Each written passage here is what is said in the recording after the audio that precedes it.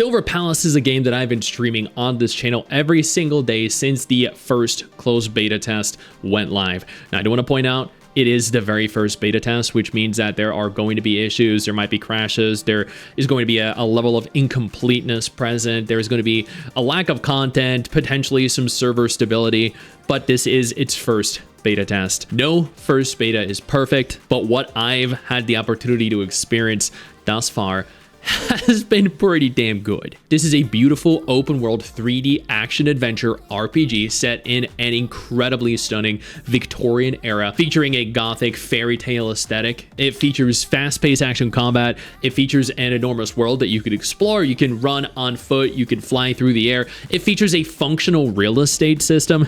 You can buy up various different houses, various different businesses. You can solve puzzles. You can essentially live out the life of a freaking detective, all while tackling some of the most powerful, insane bosses you've ever seen and meeting some of the hottest waifus as well. If any of this sounds at all interesting to you, and I don't know why it wouldn't, then I urge you to take a moment, go down into the description, the pinned comment below, click the link, pre-register for the game right now.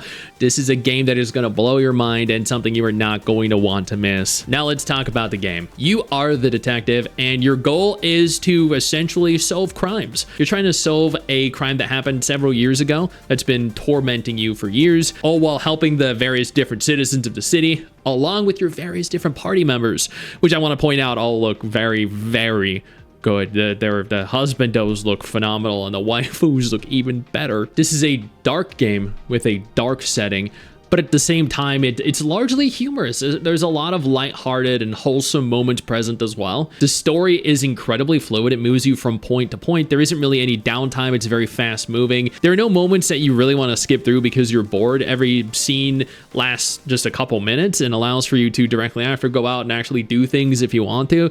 This means you're never sitting for, what, 10, 20, 30 minutes trying to get through tedious yapping. Unless, of course, you want to, in which case there are tons of different side quests that you can do around the city that are offered to you by numerous different NPCs. Now, there are side quests and then there are subquests. The subquests are kind of like you see a little dude out in the street and is having trouble, so you run up to him to try and find out. You inquire what's going on, and then you start helping him, as opposed to the actual side quests that appear in your little quest list. And let's be honest here, if you're going to be purchasing up the various different lots of land around, you're going to want to have a populace that is happy with you. You're essentially going to be the king. You're going to own every single building and every single business, every establishment on every block.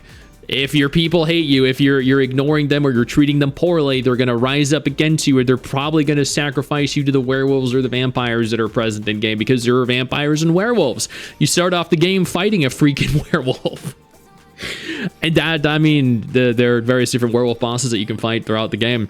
Speaking of, there are a lot of bosses you can fight throughout the game. The world itself has multiple different major boss fights that you can engage in. There are instance boss fights that you can engage in. There are plenty of different instance content that you can actually consume that are very challenging, reward you with a lot of different materials that you can use to upgrade your characters or just make the overall experience in-game easier for you. The world is beautiful. It is set in a Victorian era. The houses are enormous. Some of them you can enter, others you can scale or fly onto or grapple onto, because there is a grapple in this game that lets you scale houses or areas that you couldn't otherwise. And then you can also get on there through your horse, which can fly. Yeah, you can actually go into little air currents that blow you up into the air, and then you can fly around the entire world with your horse, with your Pegasus.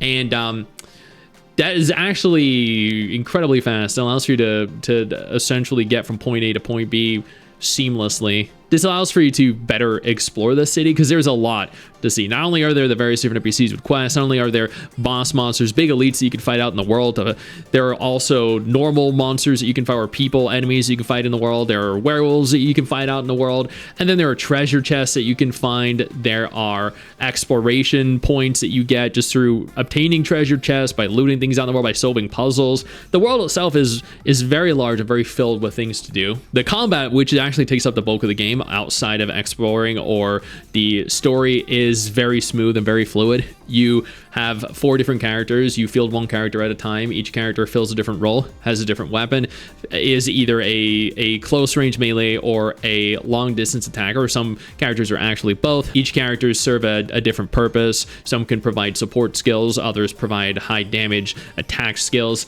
You can swap out your characters. They have individual like intro, outro skills that provide boosts. It features a much deeper, more complex combat system than a lot of other games in this genre.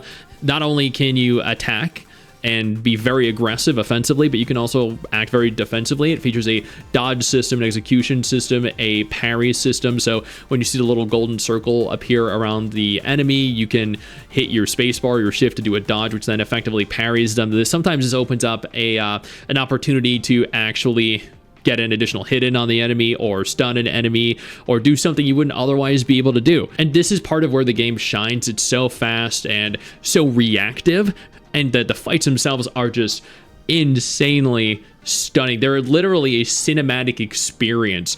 I mean, again, I've been streaming this for several days, and just watching it all happen on screen, at times you don't even know what's going on. You're like looking around, spinning your camera with your mouse, trying to follow the events of the battle, because it's just so fast paced. And I didn't expect that to be the case. I genuinely didn't. Now, you are called the detective. There's a reason for that. I mentioned that you essentially help solve crimes and cases. So there's this board. It's referred to as the clue board. You essentially go around and find clues that are specifically pertaining to each individual mystery going on in each respective chapter.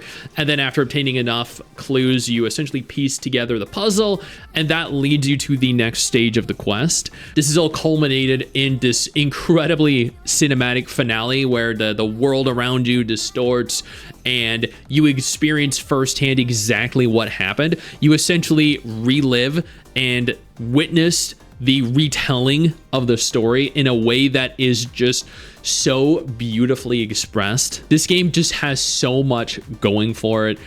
And for a closed beta 1, I just could not have had more fun than I did. Genuinely, I think I spent like 15 hours playing through it, doing everything I could. And while the content was limited by the constraints of it being a closed beta test 1, I do still very much so think that this was not only received very well, but also they presented it very well. And I appreciate the fact that I got access to it and they decided to sponsor me, which again, if you're interested in playing this game, I urge you to go down, pre-register for it right now, because you're not going to want to miss out on a potential next beta test or the full release when it inevitably happens. I know you think that you just hit the end of the video, and technically, yeah, you have. And I know your first reaction is to close out of it at this juncture, but don't. No, instead, I urge you to take a moment here and click one of the videos on screen that are coming up in just a moment, so you remain up to date with everything going on in the gacha genre. Trust me, you're not going to regret doing so. Stay flaccid.